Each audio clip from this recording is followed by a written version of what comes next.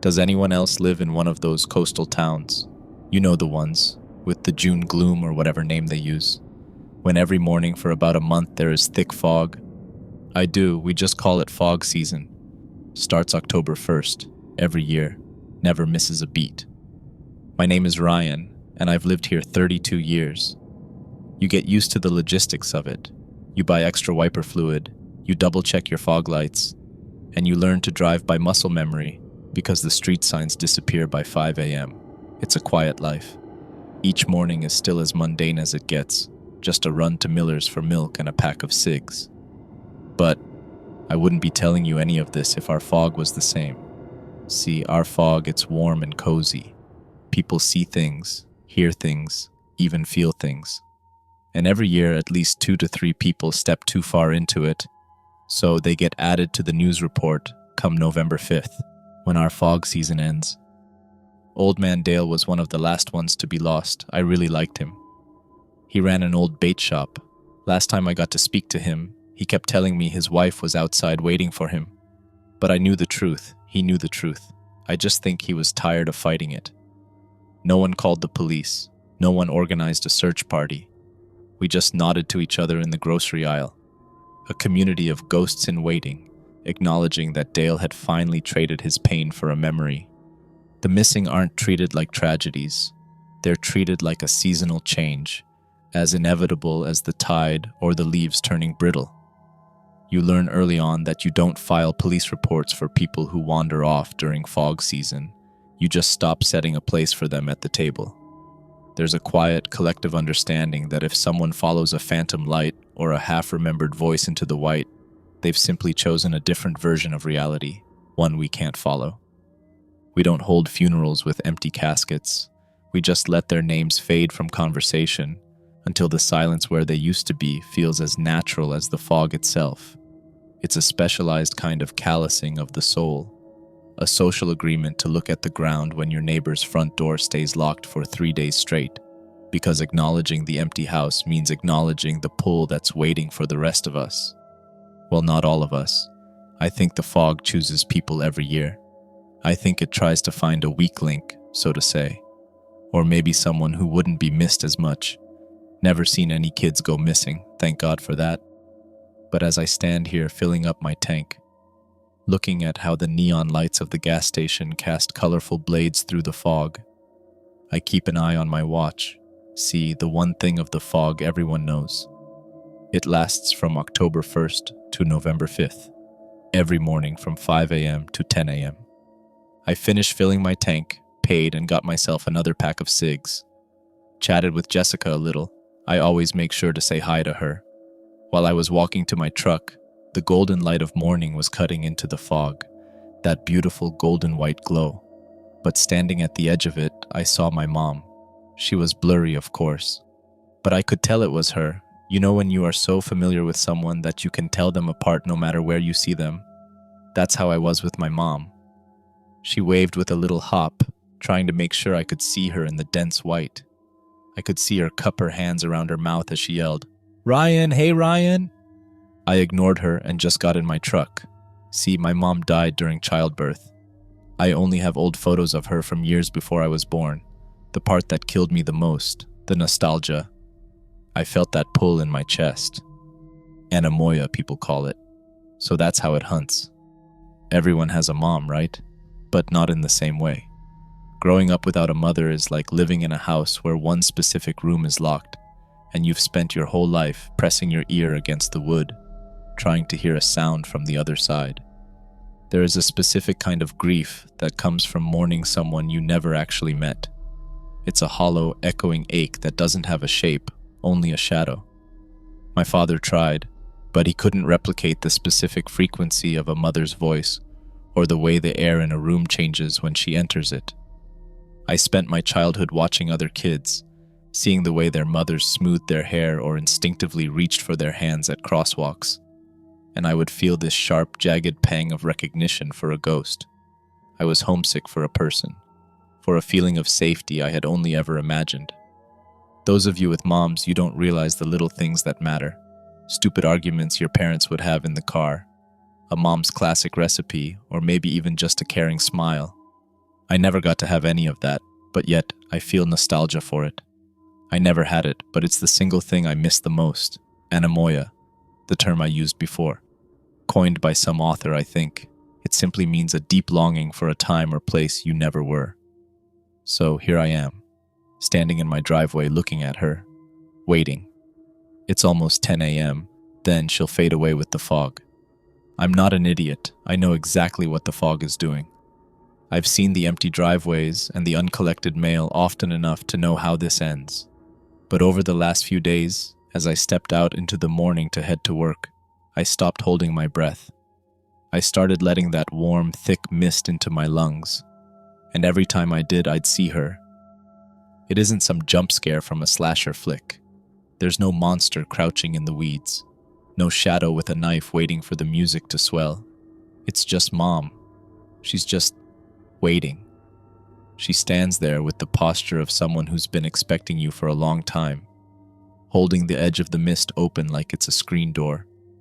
It's that specific look, the one from the stories I had to invent for myself, where she's leaning against the frame, a kind, tired smile on her face, just happy you're finally home from school. It's the most aggressive kind of kindness I've ever felt. It's the feeling of getting off the bus on a freezing afternoon and seeing the one person who makes the world feel small and safe again. She doesn't have to chase me. She doesn't even have to call my name. She just stands there, offering me the one thing I've been starving for since my first breath, a place to belong. I think that's the most terrifying part of the fog. It makes you think it cares. It targets that one part of you that's weakest most. For me, it was that young boy who just wanted a hug from his mom. It's a predatory kind of intimacy. The fog doesn't just surround you, it reads the braille of your scars and settles into the deepest ridges. For me, it wasn't just about seeing her. It was about the impossible, bone-deep certainty that if I reached out, the air wouldn't be cold and damp. It would be warm, smelling of sun-dried linens and the salt air of a childhood I never got to have. That little boy inside me, the one who used to close his eyes and try to imagine the weight of a hand on his shoulder when he was sick, started screaming. He just wanted to be held. The fog knows that a man can survive a lot of things, hunger, cold, even loneliness, but he can't survive the sudden miraculous cure for a lifelong ache. It offers you the hug you've waited 3 decades for, and it waits for you to realize that the only price is everything else you've ever known. The silence was broken not by a scream, but by the wet, rhythmic thwack of a suitcase hitting the pavement. It was my neighbor, Elias, a man who had spent 40 years teaching history at the local high school, a man defined by his stubborn grip on facts and dates. He was standing in the middle of the street, dressed in a suit that looked decades out of style, clutching a leather case like it held the secrets to the universe. He wasn't looking at me. He was looking into the dense patches of white. "It's on time, Ryan," he says, looking my way, his voice cracking with a terrifying, ecstatic relief. After all these years, the 4:15 is finally on time. I watched his knuckles turn white against the handle. He felt it too, that agonizing pull toward a home that didn't exist. I ran to him and reached out to grab his shoulder and tell him there were no tracks in the middle of Harbor Street, but then, as I grabbed his shoulder, I felt it again. That familiar warm gaze, and there she was, standing just beyond Elias, nodding at me as if to say, "See, everyone is going where they belong." I let him go. It wasn't that I couldn't move. I stood there on the damp asphalt, watching as Elias stepped off the curb and into a world that wasn't there, but I just let go. There was no screech of tires, no conductor's whistle, just a sudden, hollow silence as the fog folded around his suit jacket, swallowing him whole. One second he was my neighbor for the last 12 years, and the next, he was just another name we'd eventually stop saying out loud. The guilt hit me first, sharp and cold. I let a man die, fade into nothing, and I chose to do nothing about it. But it was quickly overtaken by something far more twisted, a sickening, bone-deep jealousy. I envied the peace on his face. I envied the fact that he was finally somewhere, while I was still stuck here in the gray. He got on his train, He got to stop being a lonely old man in a town that has forgotten its own history. I looked up at the houses lining Harbor Street. I knew people were behind those curtains. I knew they were probably watching, but no one stepped out. No one called out. Our unspoken social contract held firm. His longing, his business. We treat the fog like a private mercy, a dignified exit for the broken-hearted. By staying silent, we aren't being cruel. We're being polite. We're letting the hungry have their fill. At least, that's what I'm telling myself.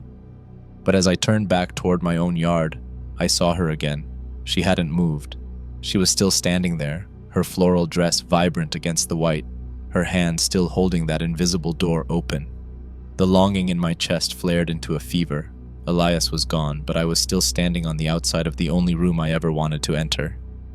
The fog wasn't just a predator anymore. It was a promise.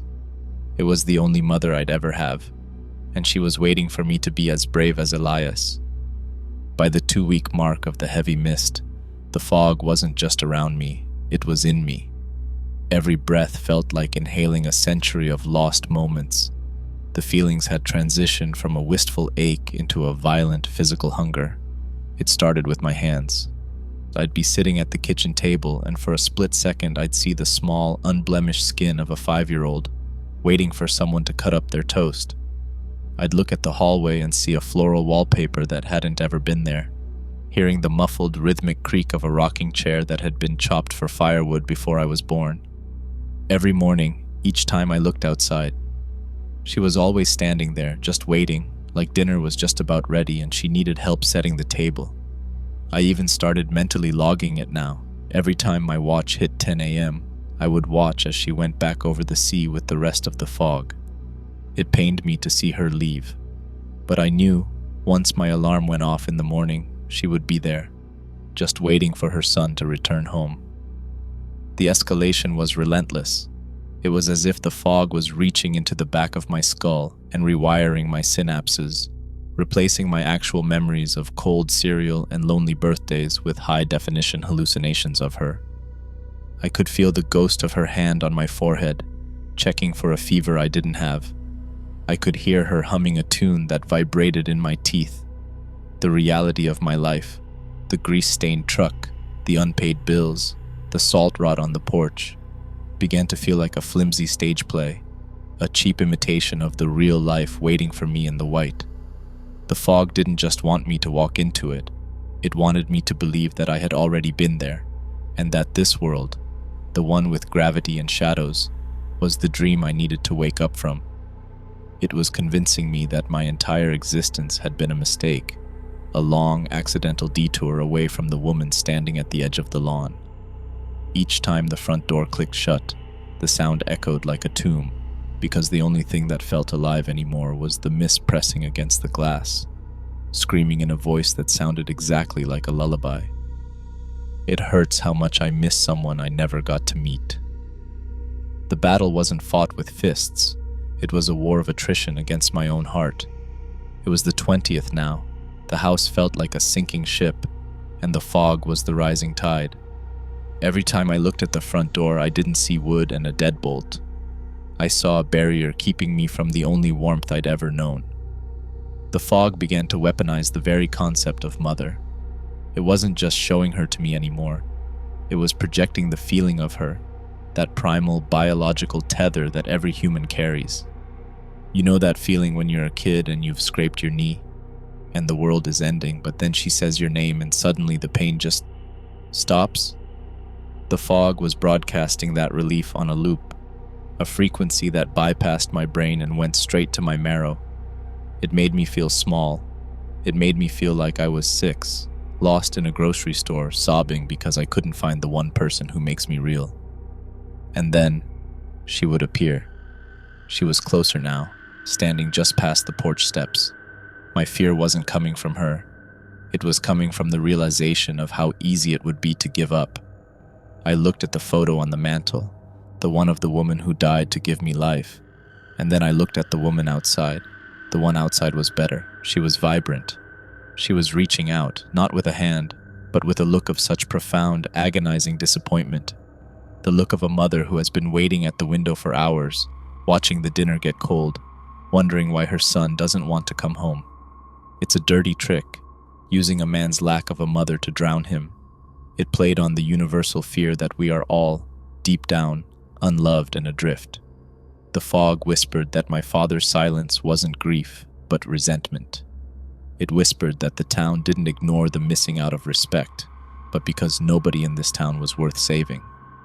It stripped away every social tie I had until the only thing left in the universe was me and the woman in the floral dress. The horror of the fog isn't that it hides monsters. It's that it dissolves the boundary between who you are and what you've lost. It doesn't just blind you, it replaces your vision with a localized, parasitic reality that tastes like home and smells like the best day of your life. The fog is a graveyard of almosts and might-have-beens, a place where the people you loved are recycled into lures, their faces stretched over a hunger that has no bottom. It's the ultimate psychological trap because it uses your own grief as the bait, knowing that most people would rather drown in a beautiful lie than live another day in a cold, honest truth. It waits for that one moment of weakness, that one heartbeat where you decide that the phantom holding the door open is more real than the ground beneath your feet. And once you step across that line, you don't just die, you become the very thing that will eventually come back to stand on your neighbor's lawn. I found myself gripping the door handle, my knuckles white, my breath coming in jagged, pathetic huffs. I could almost feel her tucking a blanket around my chin. I could almost hear the stove clicking on to make tea. The dread was a physical weight on my chest, a crushing pressure that said, if you don't go to her now, she'll leave again. And this time, it will be your fault. The fog didn't want my life. It wanted my surrender. It wanted me to admit that the last 32 years were just a cold, gray mistake, and that the only real Ryan was the one who belonged to her. Out there in the white, where the sun never sets, and the coffee is always hot, and nobody ever has to say goodbye. I'm starting to wonder if the fog is really evil or not. Maybe it just wants to bring me home. The end didn't come with a scream. It came with the sight of a yellow raincoat. It was the little girl from 3 houses down, Chloe.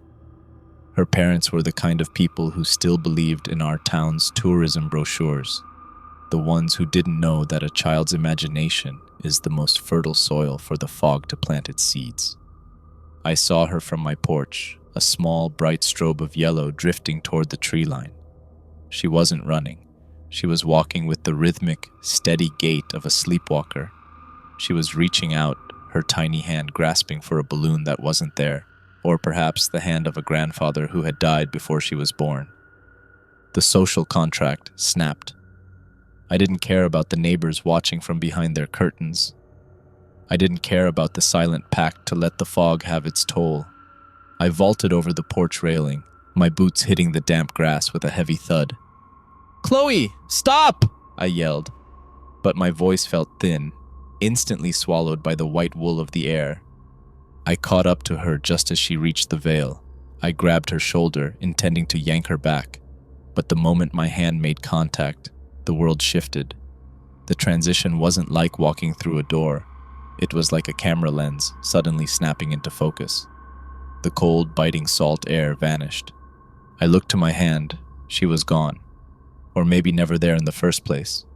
I tried to turn back, but there was nothing behind me. Just gray fog, and it was painfully cold. I could feel the cold, damp, sorrowful mist soak into my clothes. I looked around, running in every direction. There was no way out. Just mist. Then I heard it behind me. A door opened. I turned to see my house.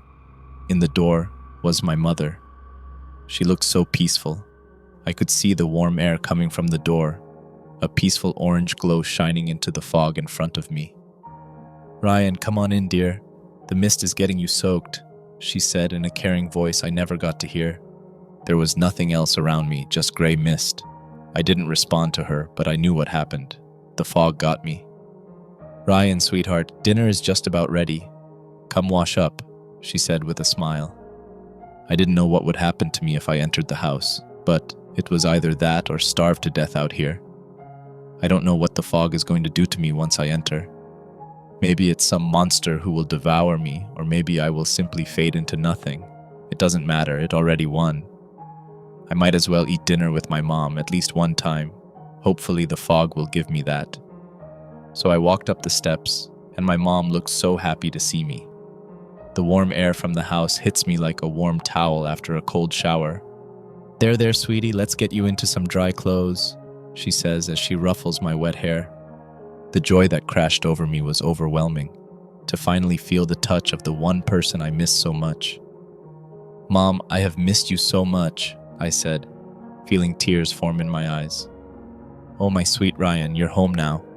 Now come inside, let's get you in some dry clothes, she says, holding out her hand. I took it. Her skin was so soft and warm. It felt like how I always dreamed. I let her guide me into the house. I finally got to have my mom. Maybe the fog isn't so bad after all. It brought me home. I have a place I belong now.